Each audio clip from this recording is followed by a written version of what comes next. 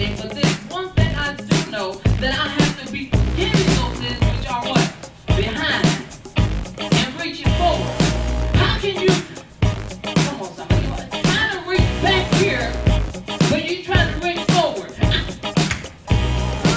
I can't get a hold of this pot that's behind me and get a hold of my friend and my pastor friend here.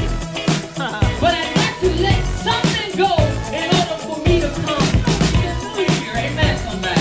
We are still looking for better things in our lives for our future. Amen. But God is trying to get you to know to forget those things which are behind. Amen, somebody. Forward. There's something in front of you. There's something that God's trying to give to you. But in order for you to get to that to that He has for you, you got to reach out.